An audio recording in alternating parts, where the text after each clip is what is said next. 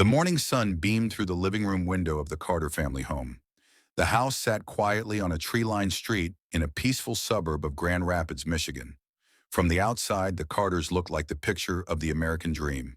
A white-painted two-story house, a well-cut lawn, a tire swing that hung from a large oak tree out front. Birds chirped and a mail truck rolled by. Inside, Paul Carter sipped black coffee while reading the Detroit Free Press. He was a tall, broad-shouldered man in his late 40s, wearing a gray hoodie and jogging pants. Beside him sat his 13-year-old daughter, Emily, eating cereal while scrolling on her phone. Paul's eyes lit up every time he looked at her. She had curly brown hair, deep green eyes like his, and the kind of smile that could melt anger into joy. She was his pride. His wife, Melissa, hummed quietly as she packed lunches in the kitchen. She was 42, slim, always composed, with long blonde hair tied neatly in a bun. The Carters had been married for 15 years. Paul was a supervisor at a local auto parts factory, and Melissa was a school librarian. They were known in the neighborhood as kind, hardworking, and generous. They hosted barbecues in the summer and helped shovel snow from the sidewalks in winter. "Hey, Em," Paul said, glancing at his daughter. "Big science test today?" "Yeah, nervous," she replied, munching on a spoonful of cereal. "But I studied." "That's my girl," he said, grinning proudly. Melissa walked over and kissed Paul lightly on the forehead. "I'm driving her to school today. You're working late again?" "Yeah, inventory week," he answered. "Okay, dinner will be in the fridge. Meatloaf." They kissed briefly before she and Emily walked out the front door. As Paul waved goodbye, he couldn't help but smile. Everything felt right. Or so it seemed. That same afternoon, everything began to unravel. Paul was in the break room, laughing with a coworker, when he received a text from Melissa. "Hey babe, don't forget Emily's doctor wants a DNA sample today. Family history stuff. Nothing serious." Paul blinked. "DNA sample?" He quickly replied. "What for?" "Just routine stuff. They said it helps with diagnosis. Her headaches and all." Paul felt uneasy, but he brushed it off. That evening, after a long day at work, he came home exhausted. Melissa and Emily were already asleep. A sealed envelope sat on the counter, labeled "Confidential Genetic Test Results." At first, Paul ignored it, but something about it pulled him in. Maybe it was the fatigue, or maybe it was curiosity. Maybe it was fate. He opened it. His eyes scanned the results. His breath stopped. The paper said, in clear, bold text, "Paternity excluded. The alleged father, Paul Carter, is not the biological father of Emily Carter." His coffee cup dropped from his hand and shattered on the floor. He blinked, read it again, and again. But the result didn't change. Not the biological father. He stood frozen in the kitchen, hands shaking, his mind spinning. Rage and disbelief poured through him like a violent storm. His jaw clenched. His heart pounded. The silence in the house was deafening. He looked toward the staircase. A shadow moved. Melissa stood halfway down, wearing a robe, her face pale. "You opened it," she whispered, Paul's hands curled into fists. "Tell me it's a mistake," he said through clenched teeth. Melissa hesitated, then lowered her head. Her silence screamed louder than words. "Who is her father?" Paul bellowed. The room went cold. Melissa looked up, tearful. "Paul, please. It was one night, years ago." But Paul had already turned. Something dark and primal had awakened inside him. He wasn't thinking anymore. He wasn't feeling. He was breaking. The truth had killed the man he once was. Paul didn't sleep that night. He sat on the living room couch, eyes wide open, body stiff, while the entire house remained in a thick, choking silence. The test result paper was clenched in his fist, crumpled and damp with sweat.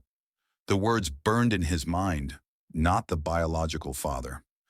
Upstairs, Melissa stayed in the guest room. She knew better than to speak again. She had seen something in Paul's eyes that she had never seen before. Not anger, not even hatred, but betrayal so deep it cut past reason. Morning came like a curse. The sun rose slowly over the neighborhood. But inside the Carter house, it was as if darkness had taken root. Emily knocked gently on her parents' bedroom door. "Mom! Dad!" she called. "Can you drive me to school?" Melissa rushed out to meet her. "I'll take you," she said quickly, trying to smile. Emily sensed something was off. "Where's Dad?" she asked, glancing around. "He's not feeling well. Go wait in the car, sweetheart." Paul watched from behind the living room curtains as they drove away. He wasn't ready to look at Emily. She was innocent, yes, but she was also a daily reminder that he had lived a lie for 13 years. He sat down again, staring into nothing. The walls seemed to close in. His hands kept twitching. By noon, he drove to work but never got out of the car. Instead, he sat in the parking lot with the engine running, replaying conversations from years ago. The times Melissa had lied to him, the trust, the dreams, the vacations, the bedtime stories he told Emily, the school plays, the drawings she made for him. He remembered the night she was born, how he held her, how he cried, how he whispered to her, "I'll protect you forever." Now everything felt stolen, fake. That evening, Paul returned home to find Melissa sitting at the kitchen table, alone, her hands folded nervously. "She's at her friend's house tonight," she said. "I wanted us to talk." Paul threw the test result paper on the table. 13 years, Melissa." "I didn't know for sure," she said. "I thought, Paul, I swear, I thought she was yours." "Thought?" he barked. "You thought?" Tears streamed down her cheeks. "It was one night. We had a fight. You had been working late for weeks. I was lonely. It was stupid. It was meaningless." "Who was it?" She hesitated. "Who was it?" he shouted, slamming his fist on the table. "Jason," she whispered. "Jason Hale." Paul's eyes widened. "Your ex?" "From college?" She nodded slowly. "It was just one time." Paul's world exploded. Jason Hale, the man Melissa had sworn was out of her life. He lived in Chicago now, married, 2 kids.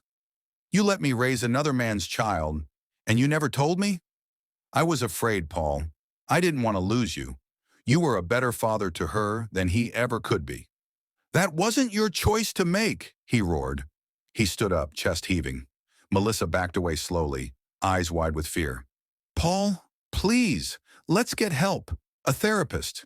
We can work through this." But Paul was gone inside. Something inside him had snapped. The betrayal, the years, the lie. It had swallowed him whole. He walked past her into the garage. She followed, crying, pleading. "Paul, stop! Please don't do anything you'll regret." He opened the toolbox. His hand grabbed the first thing he saw. A heavy wrench. Melissa gasped. "Paul, no!" But the fire in his eyes had taken control. He turned slowly, stepping toward her. And then, crack. The sound echoed through the garage like a gunshot. Melissa dropped instantly, a scream half formed in her throat. Blood pooled beneath her head. Paul stood over her, breathing hard, wrench dripping red. The silence afterward was louder than any scream. The next morning in Michigan was colder than usual. Gray clouds swallowed the sky. Rain threatened to fall, but it held back, like the world itself was waiting. Emily Carter sat quietly in the back seat of her friend Layla's car as Layla's mom drove her home. Her overnight bag sat on her lap. She stared out the window, chewing her thumbnail, sensing that something wasn't right. Her mom had texted last night saying, "Everything's fine. Daddy just needs space. See you in the morning." But Emily wasn't stupid. Something in the way her mom texted, the timing, the silence, it all felt wrong. When they pulled into the driveway, Emily noticed the front porch light was still on. The living room curtains were shut. That was strange. Her dad always opened them in the morning. "Thanks for the ride, Mrs. Myers," she said, grabbing her bag. "Anytime, sweetie. You okay?" Emily nodded, faking a smile. "Yeah, just tired." As she walked toward the front door, her stomach twisted. The house felt too still. She unlocked the door and stepped inside. "Mom," she called. "Dad?" Silence. "Anyone home?" She dropped her bag near the stairs and walked slowly through the hallway. Her dad's coffee mug from yesterday still sat on the side table. Now dry and sticky, she moved toward the kitchen, empty, dishes still in the sink. Her mom always cleaned them before bed. Then she noticed something. Muddy footprints on the hardwood floor, leading toward the basement door. "Dad," she called again, louder now. No reply. Heart pounding, Emily followed the footprints, unsure what she was looking for. She opened the basement door and slowly descended the creaking steps. The air smelled like oil and rust. At the bottom, she flipped the light switch. Nothing happened. "Mom," she said, this time with a tremble. Still nothing. Then she turned the corner toward the garage. That's when she saw it. Her mother's body was lying on the cold concrete floor near the rear of the car. Blood had dried around her head. Her arms were twisted unnaturally. A wrench lay nearby, dark and sticky with blood. Emily froze. She didn't scream. She couldn't. Her body locked up as if her brain refused to accept what her eyes were seeing. Then she saw movement. Paul Carter, her father, sat in the far corner of the garage, his back against the wall, legs stretched out. His hands and clothes were stained red. He looked up, slowly, eyes hollow, cheeks streaked with tears. "I'm sorry," he whispered. "Emily, I didn't know what to do." She stumbled backward, her voice finally breaking free.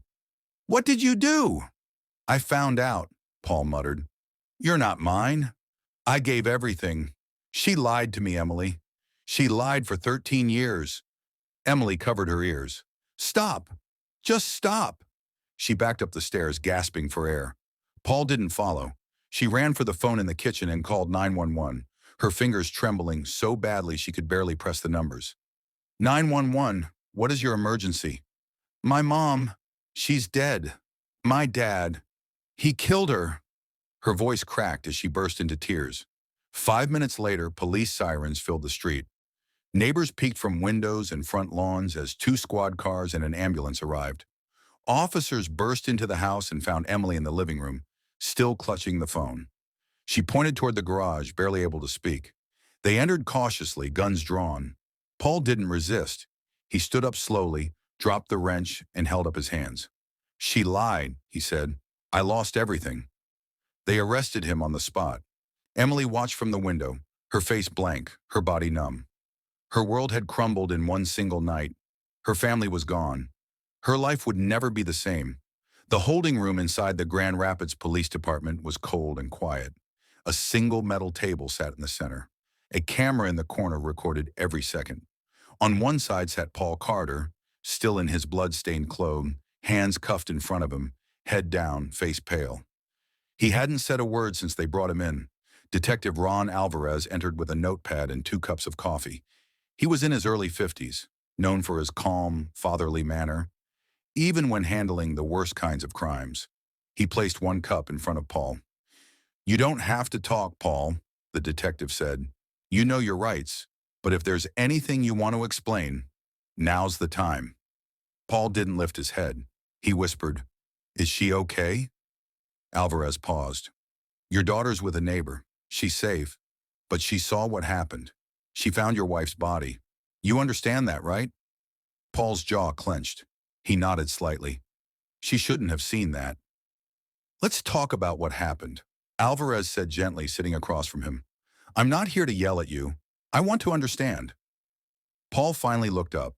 His eyes were red, tired, broken. "I lost everything in 1 second," he said. "1 piece of paper, and everything fell apart." "You're talking about the DNA results?" Paul nodded slowly. "I wasn't supposed to see them. Melissa left them on the counter. I read it. It said Emily wasn't mine." Alvarez scribbled a note. "So you confronted your wife?" Paul nodded again. "That night. I begged her to tell me it was wrong, that there was a mistake. But she didn't. She admitted it. Said it was Jason Hale. Some old flame. Said she never knew for sure." "Did she ever say she planned to tell you?" "She said she was afraid. Said I was a better father than he ever would be. But that wasn't her decision to make." The detective leaned in slightly. "So you were angry?" "I wasn't angry," Paul said, his voice flat. "I was destroyed. Every memory I had suddenly felt like a lie. Every birthday, every bedtime story, every hug, it all burned." "Was it premeditated?" Paul shook his head violently. "No, I swear, I didn't plan to hurt her. I couldn't breathe. I went into the garage to be alone. She followed me. She kept talking, begging. I I snapped. My hand just picked up the wrench. The next thing I remember, she was on the ground. He buried his face in his hands. I didn't want her to die. I didn't mean to kill her. I just wanted it all to stop.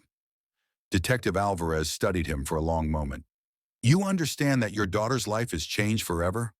Paul nodded slowly, guilt washing over his face. I didn't just kill Melissa. I killed my daughter's childhood. I killed everything we were. Outside the room, two officers watched through the glass. One of them, Officer Kim, sighed. Another perfect family torn to pieces, she said. You never really know what's happening behind closed doors. The other officer nodded. And the kid's the one who'll suffer most. Later that day, Emily sat with a social worker named Carol inside a quiet office in the Juvenile Services building. She hugged her knees to her chest, eyes blank. I want to live with Aunt Rachel, she whispered, not foster care. We'll make that happen, Carol said softly. She's flying in tomorrow. We just need to ask you a few more things, okay? Emily nodded slowly. Did you hear anything strange before you found your mother? Emily closed her eyes. I heard yelling the night before, then silence, and I thought I heard her crying, but I stayed quiet. I thought they were just arguing, like couples do. She paused. Now I wish I had gone downstairs. Maybe I could have stopped it. Carol placed a gentle hand on her shoulder. Sweetheart, none of this is your fault. You couldn't have known. This is on the adults, not you. But Emily didn't respond. She just stared at the floor, feeling like a ghost in her own life. Meanwhile, news of the murder spread quickly across Grand Rapids. The headline on the local station that night read, Father kills wife after learning daughter isn't his, community shocked. Neighbors stood outside the Carter home in disbelief. They were so normal, one woman told reporters. He loved that little girl like his own.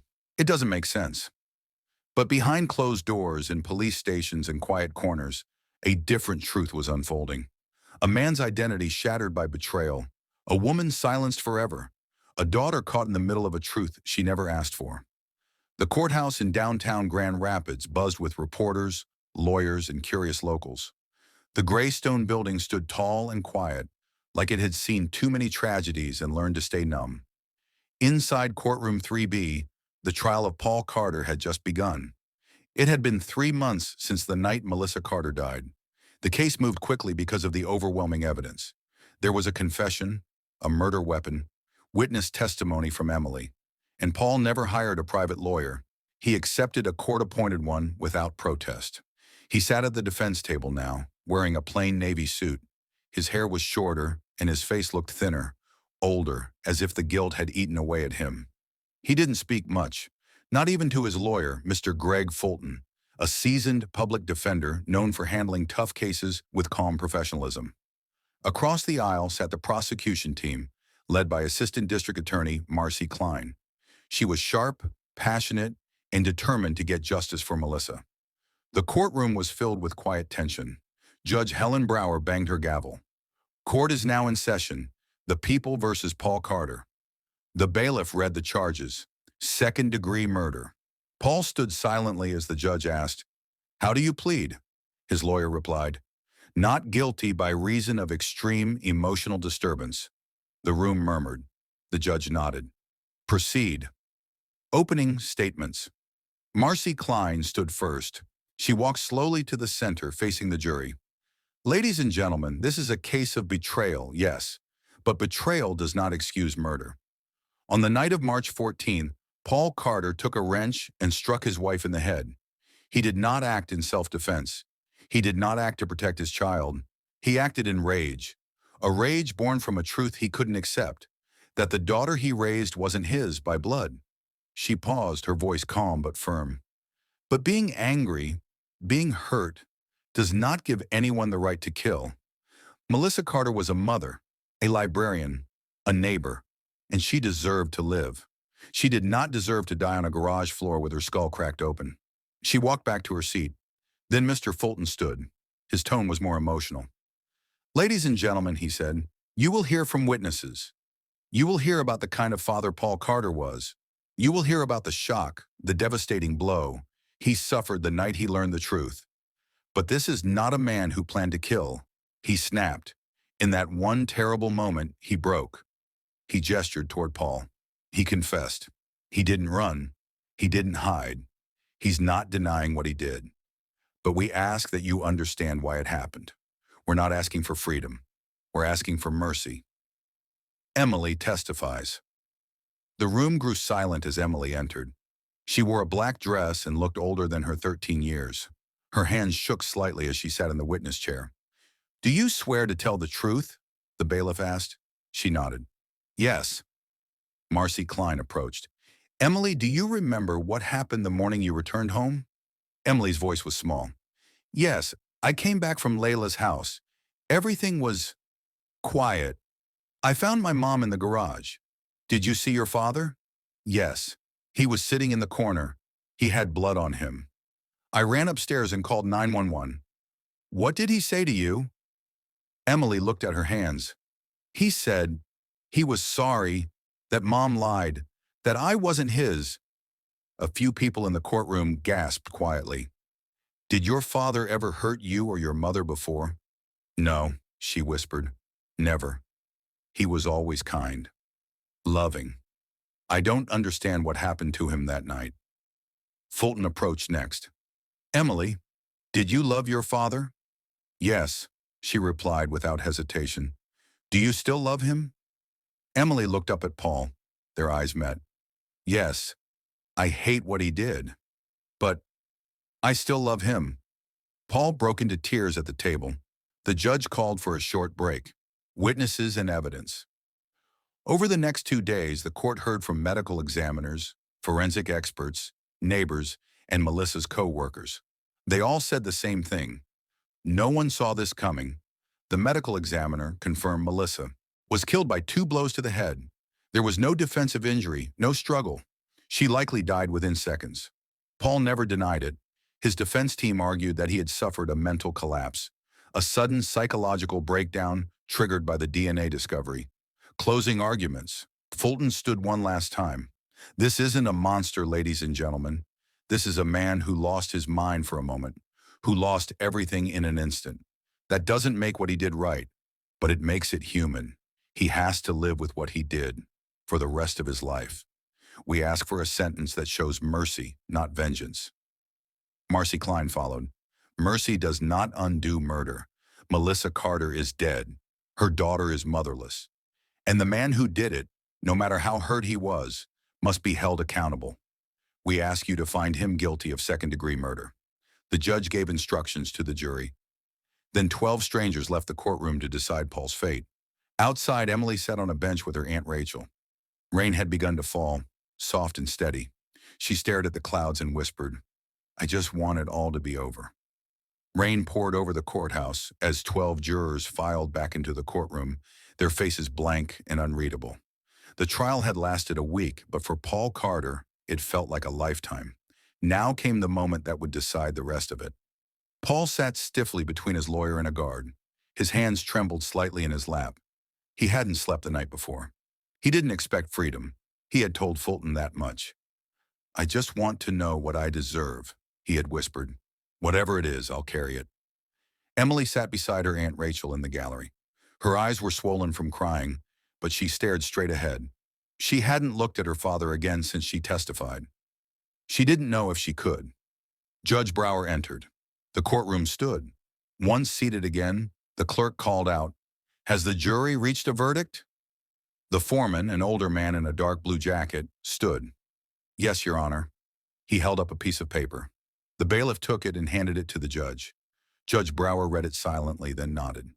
"Will the defendant please rise?" Paul stood slowly. So did his lawyer. Everyone held their breath.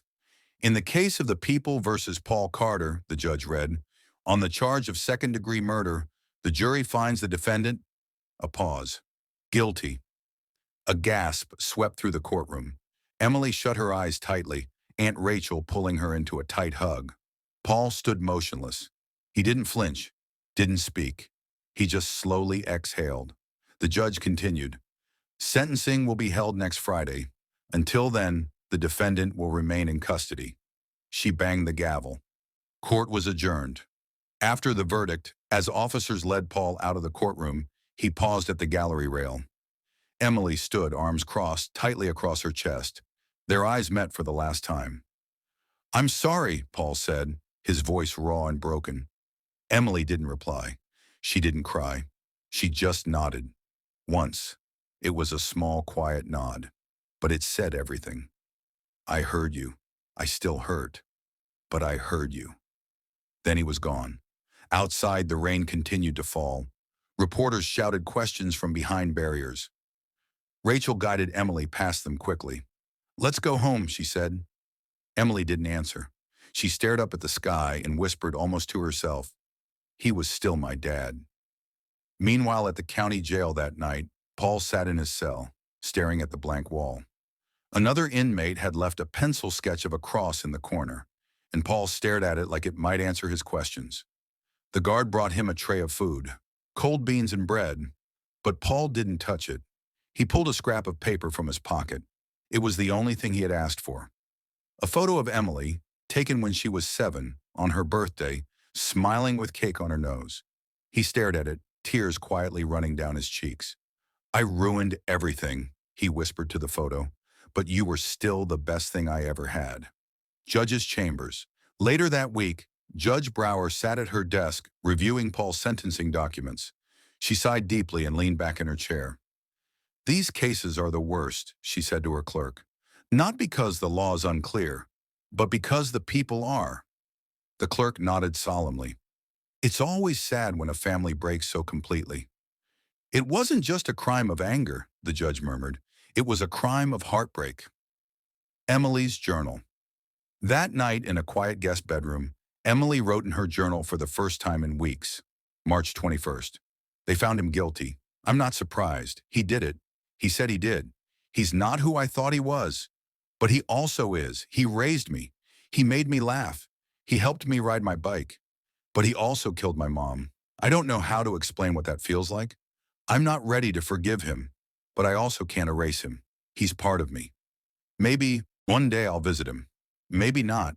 But today, I just want peace."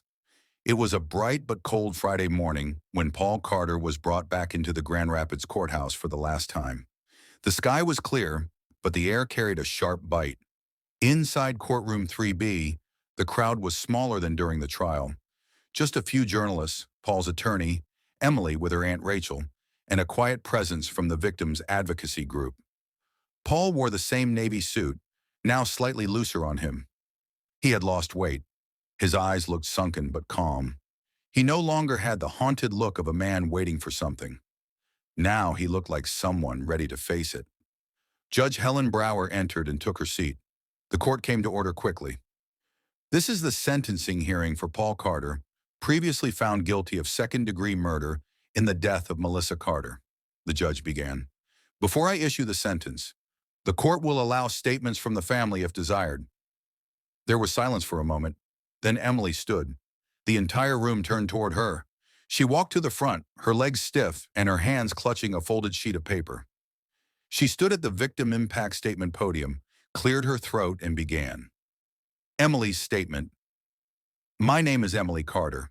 I'm 13 years old and my mom was Melissa Carter. My dad is Paul Carter. What happened in our garage changed my life forever. I love my mom. She made the best pancakes, helped me with my book reports, and always kissed me on the forehead when I had a fever. She didn't deserve to die, and I'll never stop missing her. But I also love my dad. He raised me since I was born. He taught me how to read, how to swim, how to pray.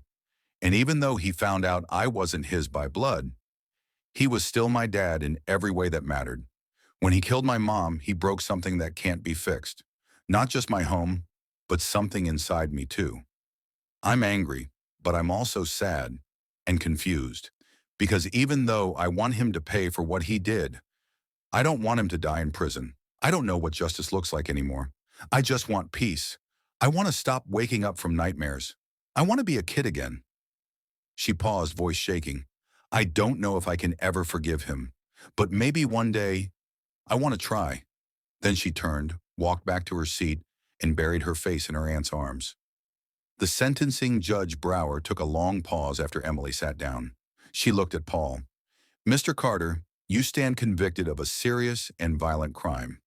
You took a life, your wife's life, a woman loved by her daughter, respected by her peers, and by all accounts unaware that her actions would lead to such a horrific end. This court recognizes that you acted during what your defense called a moment of extreme emotional disturbance. That context is real, but so is the loss. You did not plan this murder, but you also did not stop yourself. You left your daughter without a mother and caused emotional wounds she may carry for the rest of her life. Taking all circumstances into account, this court hereby sentences you to 18 years in state prison with the possibility of parole after 12 years. Gasps rippled through the courtroom. Not too harsh, not too lenient. Paul nodded once, slowly. Thank you, Your Honor. After the hearing outside, reporters tried to approach Emily, but Aunt Rachel shielded her. No questions, she said firmly. Let the child breathe. Emily looked back at the courthouse one last time before getting into the car. Her eyes were dry. Her face was calm. Inside, she opened her notebook and began to write again. April 4th. Dad got 18 years. I'll be 31 when he gets out. Maybe I'll have a job or a family or a life by then. Maybe I'll want to see him. I don't know. I still miss Mom. I still miss what we used to be. But today feels like a small step forward. Maybe not healing, but something close. She looked out the window as they pulled away from the courthouse. Somewhere deep inside, a door was beginning to close, and another, quiet, uncertain, was starting to open.